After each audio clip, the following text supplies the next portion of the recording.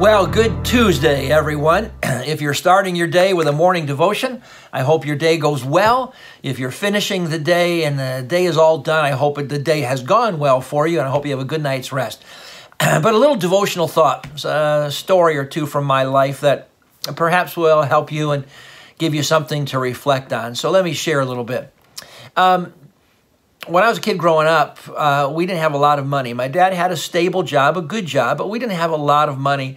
And so we didn't do a lot of frivolous things. We didn't have, boats and cabins and pools and those kind of things. And we didn't go on vacation. Now, my dad had a good job. He worked for IBM, but my dad wasn't a college graduate, wasn't an electrical engineer, anything like that.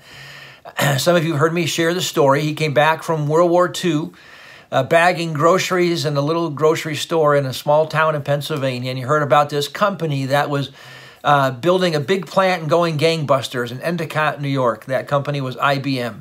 He drove about an hour from the small town in Pennsylvania to apply for the job and got it. Had a job at IBM, moved the family that hour up to Endicott, New York. As I said, he wasn't an engineer. He worked in a warehouse and supplying parts to building. At that point, they weren't computers, but building clocks and time card machines and those kind of things. Moved the family. They had an apartment in Endicott, New York, and it was through that apartment they met some good friends that were believers and invited my family to church. They became followers of Christ, and then that began our journey of following Christ, and I grew up then accordingly in the church. And as I said, we weren't rich, so we didn't go on vacation. A lot of people would go on trips or go to Florida or whatever. Not us. Our one thing that we did every year, we spent 10 days and we would go to a Bible camp, Delta Lake Bible Conference Grounds in Rome, New York. That was our treat. Every year for 10 days, we would go up to this camp. We would rent a small building. They had a cabin. We'd be there for 10 days. And for 10 days in the mornings, there'd be things for the children and children's classes and special activities for the kids. There'd be morning preaching. Then be an evening service, swimming in the lake in the afternoon, those kind of things. And we were there, and I lived for that. I loved Delta Lake. In fact, I can say that, and I got old enough and I could work at Delta Lake. I did. I worked every summer there. As soon as school was out, a day after school was out, I'd be up to the camp and I'd be working there for 6 to 8 weeks. I'd come back the day before school would start again, so I did that every summer. And in fact, even up to this point, every year I've made the trip over to Delta Lake, at least for a day, every summer. And so that camp experience has got something in our background, a soft spot in my heart. So I would look forward to those trips. Let me share a story happened just a couple weeks ago. I was working on a sermon. It was late night, about 2 in the morning, and I often do my sermons late night. It's quiet here, of course, with the shutdown. It's been really quiet. But I'll work, and I get stuck along the way sometimes, so I'll stop and ponder. And oftentimes, I'll play music while I'm studying, and often it's hymns. I have a bunch of hymns, classic hymns done with symphonies and orchestras on my phone, and I'll often play those. I just love the hymns because that's what I grew up with. That's what I knew and had known for all of those years. Now, I love all of the new music, and in fact, the contemporary music we use and the new songs that are coming out, I mean, they're so powerful. My personal time, I'll often play some hymns along with the other new music. And so I put my phone on and let the music play, and I was just sitting back, and a song came on. And immediately that song took me back to I was about 12 years old, sitting at Delta Lake Camp. They have a big tabernacle there, and they call it the tabernacle. This big building would seat probably 1,200 people, and that's where the evening sessions would be. And I sat in my office, heard this song, and it took me back. Now, the last video I did, I sang a little bit, and I told you back then it would be either a treat or torture. I'm going to do that again today, just a little bit, because I want you to hear the song. You may not know it. In fact, most of you wouldn't, but I'll share the song and then the story that goes with it. It goes like this. Pass me not, O gentle Savior, hear my humble cry, while on others thou art calling, do not pass me by. Savior, Savior, hear hear my humble cry.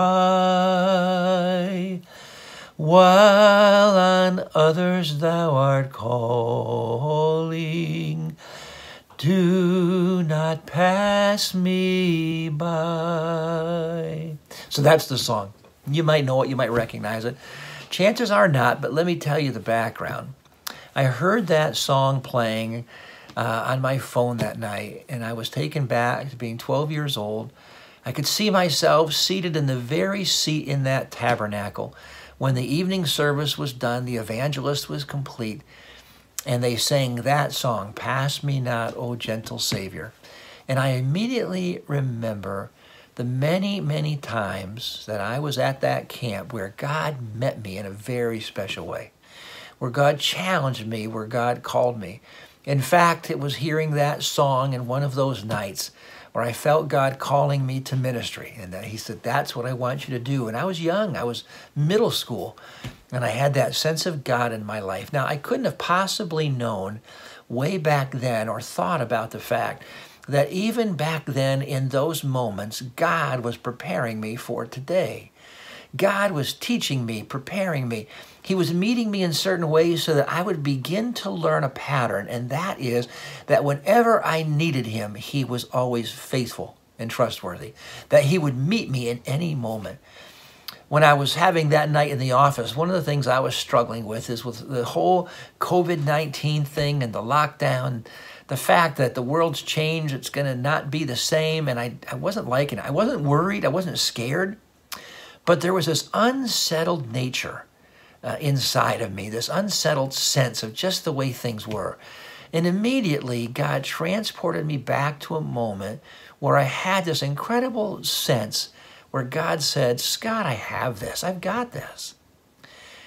That night, as I sat in that big tabernacle, I sensed the presence of God. As I sat many years later, 50 years later, sitting in my office, I had that same sense and that awareness of the presence of God. Do you realize in your life that everything that you've gone through in the past has been God getting you ready for what you're going to face today? He has demonstrated over and over again that you can trust him, that he is faithful. There's nothing that happens where he's perplexed or wondering what to do next. Oh, that's us. Wondering how things are going to change and how we're going to make the next payment and what we're going to do with our lives in the next day or the next moment. We think about all of those things. God is never perplexed. He's never worried. He's got this. He's got you. Oftentimes I found that when I find myself a little anxious, I find myself a little worried or just unsure, I go back to that which is familiar. And I begin to realize I tend to fall back to that moment when I first fell in love with Jesus. Those moments where he met me along the way. So let me give you a little challenge today. When you get done listening to me, take a couple of minutes of quiet time and go back in your mind and your memory. And you remember when you first met Jesus? Do you remember when you first fell in love with him? Remember when you first had that sense that he loved you, that he cared for you? That moment when, whether it was in a church service, whether it was watching Billy Graham on television, whether you were seated at home, whether you were reading a book or a Bible, maybe a friend was having coffee with you, whatever it was, that moment when in that, whatever ever was going on in your life in that moment, at that moment you stopped and said, Jesus, I want to follow you. Do you remember that feeling? That sense of freedom, that sense of being made clean, that sense of closeness and oneness, that sense of knowing Jesus, and that feeling of knowing that you are loved by God. I go back to that theme. You are loved by God. Maybe you just take a couple of moments and remember those moments. And remember that he is getting you ready. All of those years, he's been getting you ready for today. And what you'll go through today as you walk with God, he's getting you ready for tomorrow. I realized in my life that song, Pass Me Not, it was written by a writer that simply wanted to say these words. Her name was Fanny Crosby. She simply wanted to say this, Lord, I want to meet you, and I want you to meet me where I'm at. And though you're going to meet other people and minister to their needs, it was just a statement that says, but Lord, I want you to know I'm ready for you to meet me right where I'm at. And you know, God will always meet you right where you're at. He'll never pass you by.